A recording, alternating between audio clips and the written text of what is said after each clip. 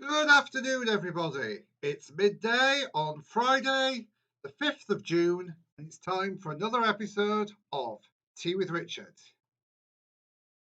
Hello, everyone, and good afternoon. My name is Richard Hornby, and I'm here live from Durham for another episode of Tea with Richard. I've got my tea here, and it's time to have a little chat about a few things to do at the weekend, and as always, to see your contributions to our channel. But to start with, we will have a little look at a bit of County Durham news. As always, I've put on the bottom of the screen the scrolling contact numbers for the County Durham based support line. If you have any issues at all and you're based in County Durham, please do not hesitate to contact them. I've had some really good feedback about the support that people are getting from this number. So if you are struggling, if you have difficulties, if there are any issues that are affecting you, please do get in touch with the support line and they will do what they can to help. Another major issue going on in County Durham at the moment, but that will be starting very soon, is all to do with this bridge here. This is New Elva Bridge in the centre of Durham. And from the middle of next month, it will be closed for over a year. That's approximately 14 months until September 2021. The reason for this is because they're going to have to remove the deck of the bridge to carry out some major structural repairs. So if you do travel by either public transport or by car within County Durham, please look on the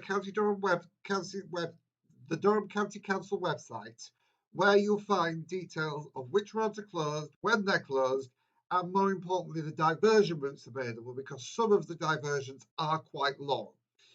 For instance, if you're based in Gilesgate and you want to get to the south of County Durham, the recommended diversion route is via the A1 and Boburn. So please do check before you travel, especially if you're travelling a long way, and make sure you are following the correct diversion routes. I'm sure that if Tea with Richard is going on next month, as I think that it probably will be, I'll remind you just before the bridge closure comes in. But please be aware that this is going to cause major transport disruption across County Durham. So that's a little bit of County Durham news. And now, as it's a Friday show, it's time to have a look at the submissions for Your Corner. And this week we have a couple of regular submissions. John has sent us another update on his sunflowers, which seem to have been potted out now and are looking really well, and a picture of a foxglove in his garden. And Nicole has sent some knitted socks, a crocheted blanket, and also a cake with a little bit of a backstory that I'll tell you about at the end. So without further ado, it's time for Your Corner.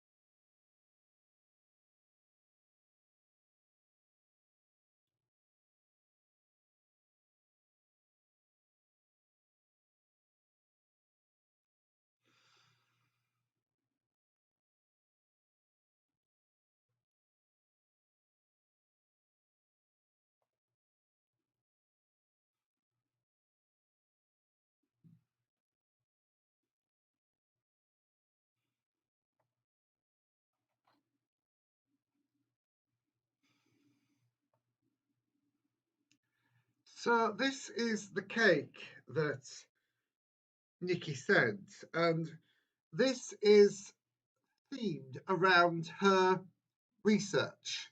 She is a PhD candidate, and this is what she's researching. And I went, so tell me a little bit more about this cake. And what it is it's supposed to be a white dwarf star. And she says the reason that it's blue on the inside is because white dwarf stars are blue on the Hertzsprung-Russell diagram.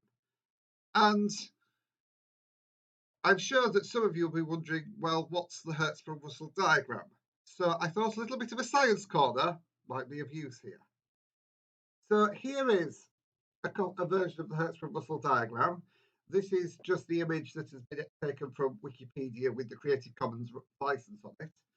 And what the Hertzsprung-Russell diagram is, it's a plot of stars in our galaxy showing their relative luminosities on the vertical scale and the surface temperatures or spectral colours on the horizontal scale.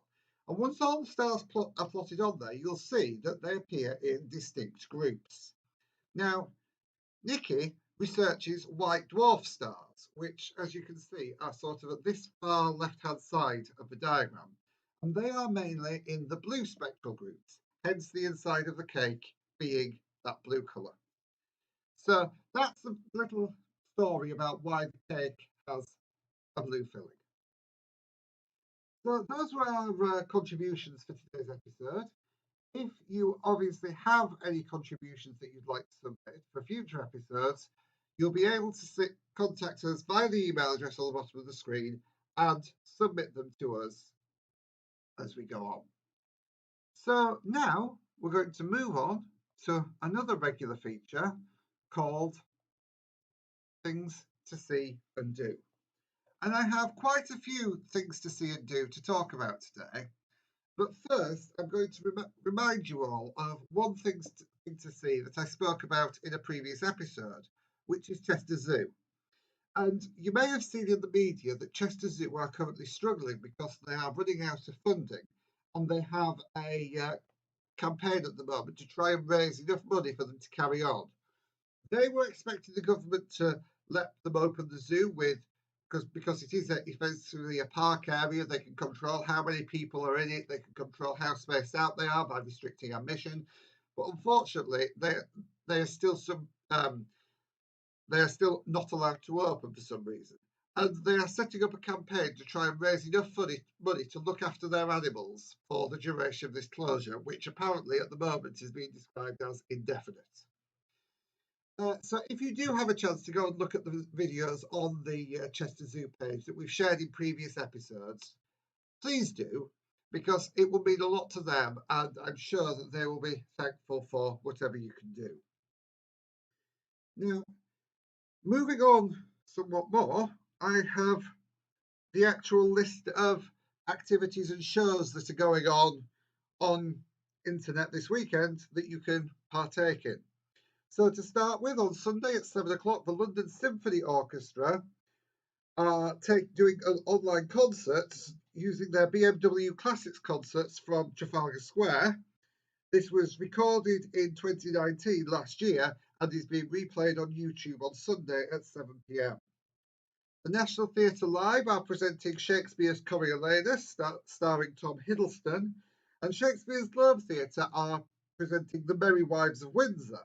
Both of those are obviously Shakespeare plays, and they are both available on YouTube for the duration of this weekend. So if you're interested in a Shakespeare fix this weekend, that's where to go. I also want to mention that the Tate Modern have now got an online virtual tour. We mentioned online virtual tours of various different museums in past episodes, so feel free to go back and look at those because most of those are still online. But the Tate Modern virtual tour featuring Andy Warhol, which was uploaded just online before it closed. The exhibition opened on March the 12th and then closed on March the 17th to coronavirus. The art from that exhibition is now online in a virtual tour. That's on the Tate Modern website. So if that's something you're interested in, please do head over and look at that. Now, we're going to end this video on a more serious note and talk about mental health and mental well-being. We do this quite often. We have our regular reflection time. But I wanted to draw your attention to something that may have appeared through your letterbox in the last week, especially if you live in the Northeast, and that is this well-being and mental health during COVID-19 guide to looking after yourself and others. This was published by the Stop Suicide Northeast and Northern Cumbria Alliance, and their website is on the top of the screen now. And let's say it's on the top of the screen now. There we are. It's on the top of the screen now. And if you haven't received a copy of this, I would recommend downloading it and giving it a read. It is just available as a PDF download from that website.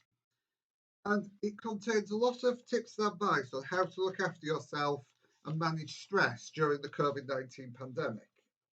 And linking into what will be shortly today's reflection time, I'm just going to read a couple of sections from it on 5 steps for helping others. Be aware. Watch for the warning signs that somebody you know might be struggling. This could be challenging during the COVID-19 crisis, and we may need to be proactive about checking in with others online or by phone. Trust your instincts and ask a person directly how they are doing. If necessary, ask twice. Are you really okay? If you feel they may be struggling, and you let them know that you are worried about them and that you care. Give people time and space to talk, and have a look at the listening tips that are in the rest of the booklet. During the crisis, obviously, you may need to do this by telephone or online, and try to find a way of supporting them. And the reason why I featured that is because it links in very well with today's reflection time. And as always, what we try and do in reflection time is to come up with a couple of things to do to help support your mental health and support the mental health of those around you. And today is no different. Today's reflection time corner, we're going to do 2 things. Firstly, we're going to aim to try to smile and be friendly even when we're social distancing. Yes, that might mean you need to be a little bit louder with your good morning, because the person you're talking to might be on the other side of the road, but give them a greeting, smile, give them a wave, and be friendly. And also, as we've said in the past, try to get in touch with people who you haven't seen in a long time. Maybe people who you might see on a fairly regular basis. Just check in on them. Check they're okay if you haven't seen someone. And just make sure they know you're thinking about them, and maybe have that talk over the telephone or online and catch up with them and let them know how you are, and also listen to them. We did a section on active listening previously on Tea with Richard. Have a listen to them, see if they're okay, and if there's anything you can do to help. So that's our reflection time corner. And that brings today's episode of Tea with Richard to a close. So thank you again for joining me. If you have any more contributions, we always have your corner on a Friday, so we're always looking for contributions on Fridays. Please do get in touch by emailing tea@mallard-days.com. If you want to watch any of our previous episodes, they're online at mallard-days.com/tea. That includes all the videos from the Wednesday walks. So if you fancy going out into the countryside, please do watch the Wednesday walk videos back. And also, please don't hesitate to subscribe if you haven't already to get the latest updates and find out what's going on. Now, Monday's show might be a little different, or might look a little different, and that's because I'm going to be doing a little technology test for a meeting of the Gilesgate Residents Association, which is coming up next weekend. So the stream might look a little bit different, but the content, of course, will be as normal, the same thing. And also, please be aware that there will be a non-Tea with Richard video on this channel on the 13th of June, that's a Saturday, which is a virtual meeting of Gilesgate Residents Association, where we will be discussing the latest changes to the County Durham plan. So if you are a resident of Gilesgate, that will also be broadcast on this channel, so you don't need to go anywhere. But please be aware that some of you who have subscribed to Tea with Richard may also get a message alert saying that that is online. If you're not interested in it, you don't have to watch it, but it is for residents of the Gilesgate and Sherburn Road areas of Durham. So that brings to my end today's episode. Thank you very much for watching. And of course, when you finish your tea, do remember to wash your hands, because with that, we'll get through this pandemic. Thank you very much for watching. Have a good afternoon and a good weekend. I'll see you on Monday.